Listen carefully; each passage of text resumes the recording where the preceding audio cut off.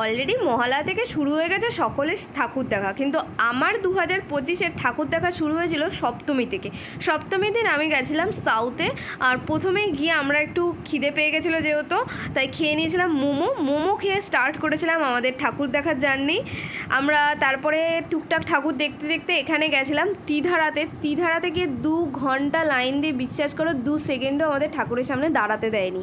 এরা সবসময় বলে গেছে বেরিয়ে যান, আর কত ফটো তুলবেন, সেই যে মারাত্মক এক্সপিরিয়েন্স, ওটা ভোলার মতন নয়। তারপরে সেখান থেকে বেরিয়ে সত্যি খুব ক্লান্ত হয়ে গেছিলাম, তাই এখানে খেয়ে নিয়েছিলাম আইসক্রিম।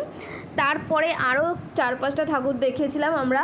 তারপরে ঘুরতে ঘুরতে এখানে আবারও খেয়েছিলাম ফালুদা। পুরো দিনটাই কোল্ড ড্রিঙ্কস আর আইসক্রিমের ওপর দিয়ে চালিয়েছিলাম, কারণ না হলে এনার্জি একেবারেই লস হয়ে যেত। যাই হোক, তারপরের দিন ছিল অষ্টমী, আর অষ্টমীতে আমাদের পাড়ায় হয়েছিল এই যে কচুরি, তরকারি, জিলিপি। আর এখানে এটা হচ্ছে আমার অষ্টমীর লুক, শাড়ি পরে। প্রত্যেক বছরই আমি শাড়ি পরি।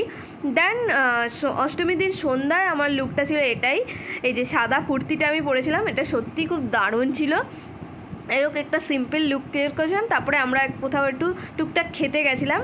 আর এই ছিল আমার অষ্টমীর জার্নি। আর অষ্টমীর দিন সেরকম কোথাও বেরোয়নি, কারণ সপ্তমীর দিন পায়ে যা হয়েছে ভোলার মতন না। যাই হোক, তারপরের দিন ছিল নবমী, আর নবমী মানেই তো হচ্ছে মার চলে যাওয়ার দিন গোনা শুরু হয়ে গেল।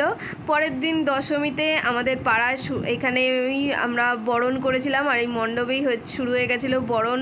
আর এইখানে দেখো সবাই মিলে সিঁদুর খেলছে, মা মাসিরা সবাই মিলে গেছিলো, আর আমিও গেছিলাম মাকে একটু প্রণাম করতে, যেহেতু আবারও 1 বছরের অপেক্ষায় আমাদের থাকতে হবে মায়ের জন্য।